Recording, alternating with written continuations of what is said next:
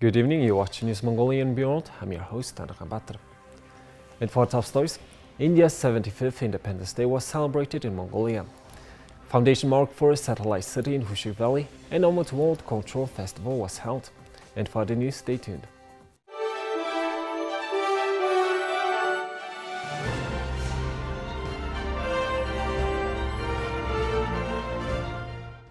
The 75th Independence Day was celebrated in a solemn manner at the Embassy of India on 15th of August 2022 in the presence of a number of Indian and Mongolian friends of India.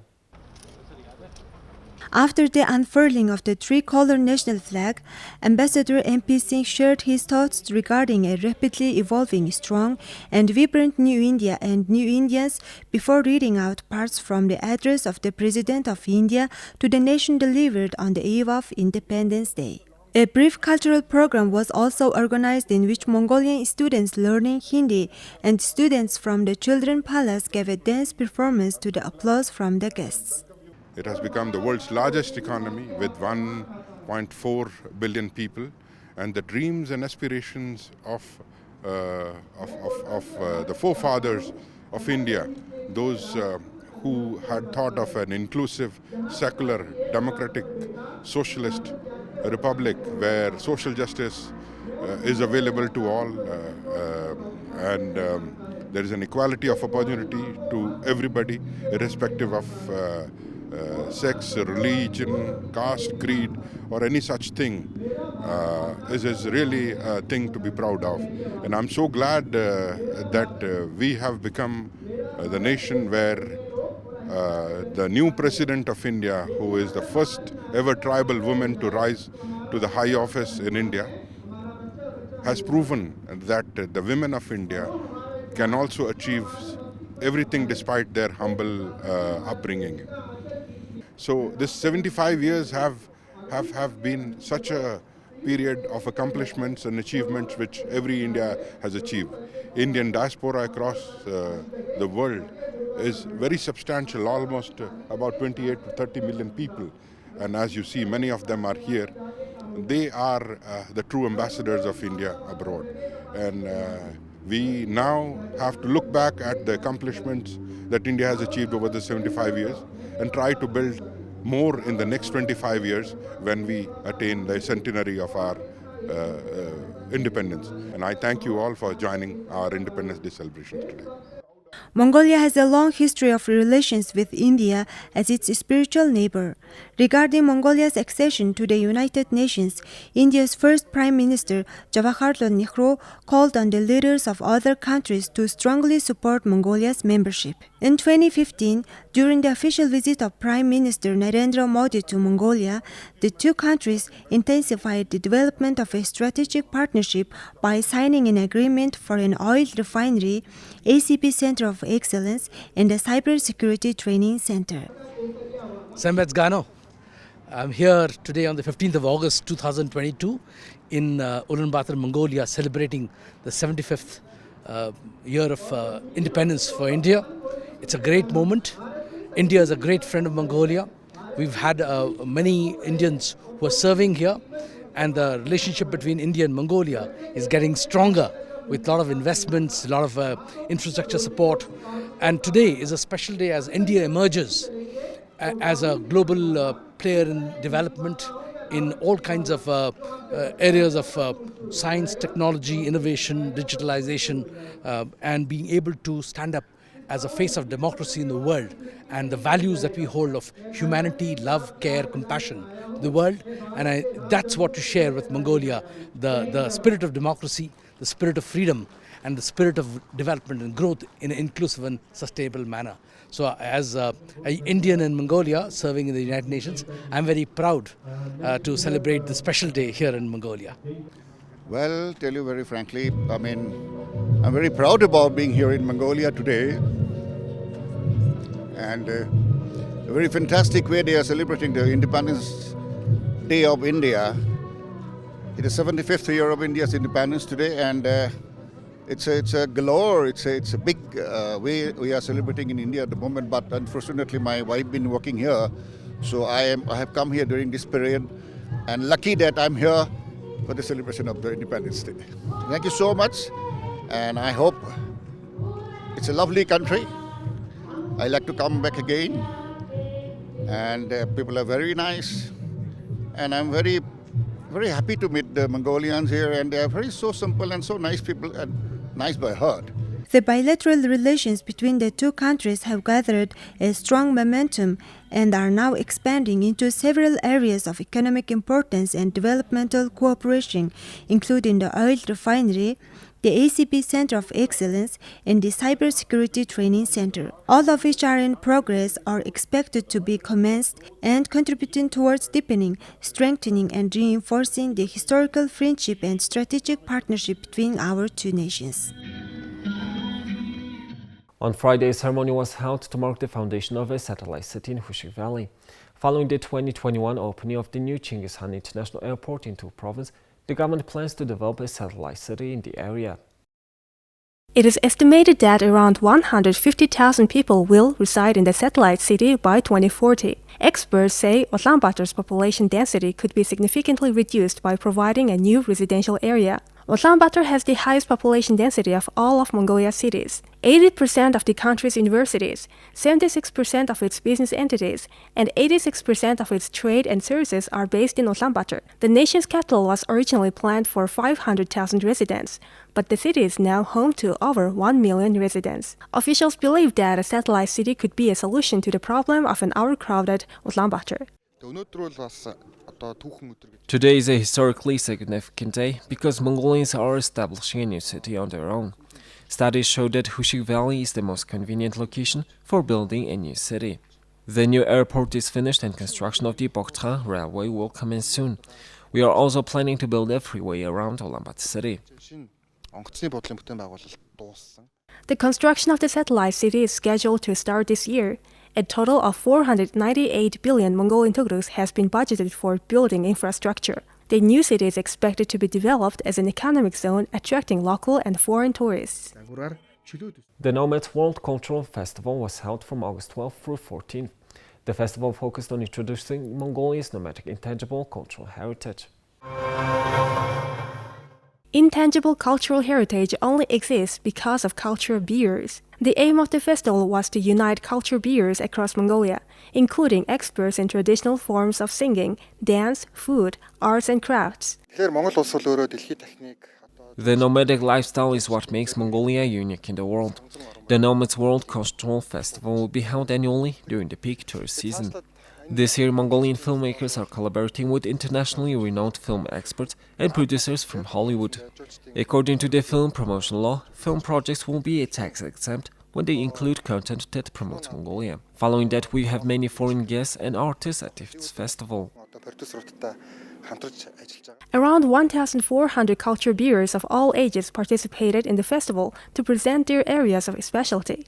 Over 360 cultural heritage items were showcased, including the custom of making and drinking fermented mare's milk, making and wearing traditional Mongolian dil, traditional games, and shamanism. There are around 11,100 culture bearers in Mongolia, with 102 of them recorded on a national list. The Ministry of Culture has started regional field studies to better preserve Mongolia's intangible cultural heritage. Now let's take a look at the currency exchange rates provided by Mongol Bank.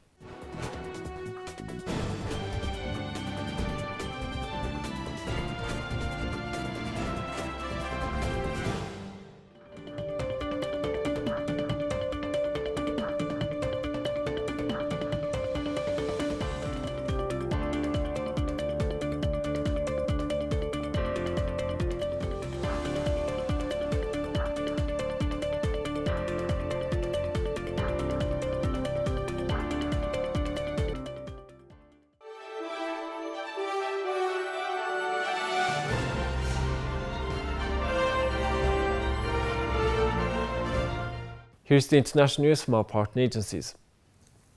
A delegation of American lawmakers arrived in Taiwan on Sunday, just 12 days after a visit by U.S. House Speaker Nancy Pelosi that prompted China to launch days of threatening military drills around the self-governing island that Beijing says must come under its control.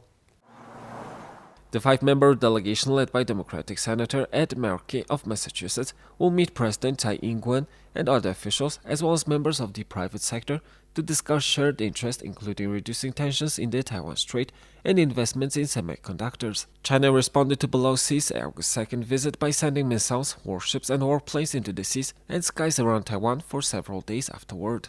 The Chinese government objects to Taiwan having any official contact with foreign governments, particularly with a high-ranking congressional leader like Pelosi. A Taiwanese broadcaster showed video of a U.S. government plane landing about 7 p.m. Sunday at Songshan, the airport in Taipei, the Taiwanese capital. 4 members of the delegation were on the plane.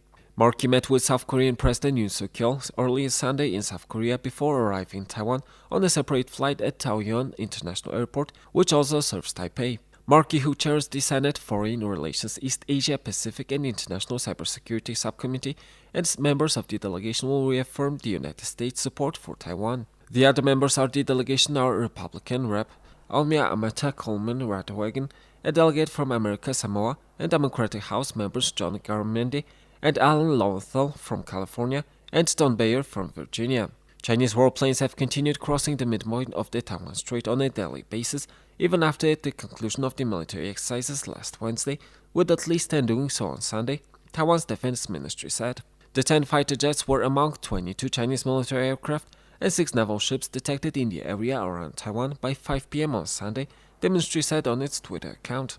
A senior White House official on Asia policy said last week that China had used Pelosi's visit as a pretext to launch an intensified pressure campaign against Taiwan, jeopardizing peace and stability across the Taiwan Strait and in the broader region.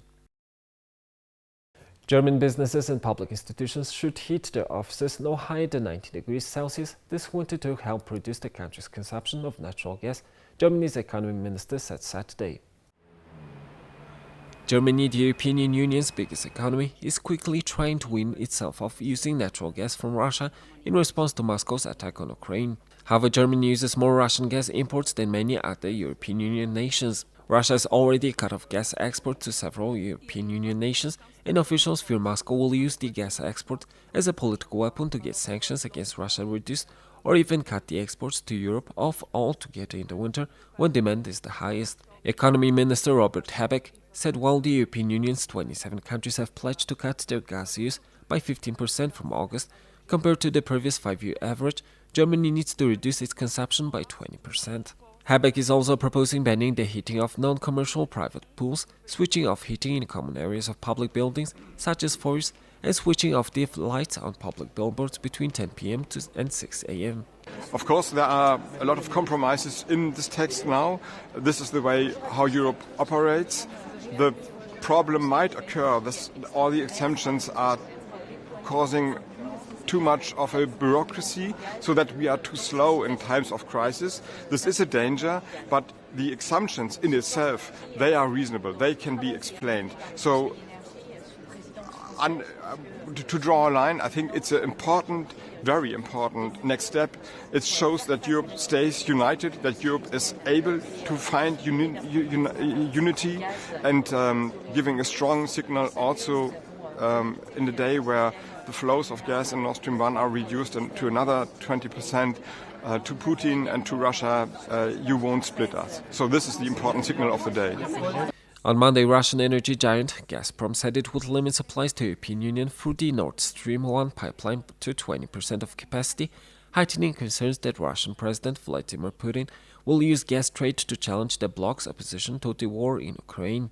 The European Commission, the European Union's executive arm, is pressing the ministers to reach an agreement less than a week after rushing out the rationing proposal. Since the situation in Ukraine escalated in February and the West protested with economic sanctions, 12 European Union countries have faced halts to or reductions in Russian gas deliveries. Although it has agreed to embargo all and coal from Russia starting later this year, the European Union has refrained from imposing sanctions on Russian natural gas because Germany, Italy and some other member states rely heavily on those imports.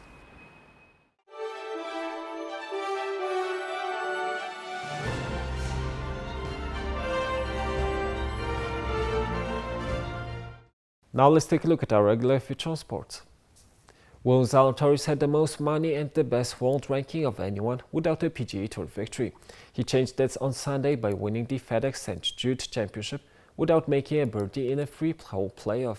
Yeah, I mean, just got to keep doing what we're doing. You know, I said that before this first win. I mean, obviously the process, we've been close, and to see it finally pay off has been awesome. Zalatoris. Pablo Carreño Busta of Spain won the National Bank Open on Sunday, beating 8th-seeded Hubert Hurkacz of Poland in 3 sets. The first unseeded winner in the event since Argentina's Guillermo Canas in 2002, Busta won his 7th ATP Tour title and first Masters 1000 victory. Pablo Carreño Busta of Spain won the National Bank Open on Sunday, beating 8th-seeded Hubert Hurkacz of Poland 3-6, 6-3, 6-3. The first unseeded winner in the event since Argentina's Guillermo Canas in 2002, Busta won his 7th ATP Tour title and first Masters 1000 victory. The 23rd ranked Carreño Busta improved to 7-5 in final appearances. Hurkacz fell to 5-1 in finals. Unseeded Riley Opelka reached the final last year in Toronto, then lost to Daniil Medvedev. Here's the weather forecast of world's major cities.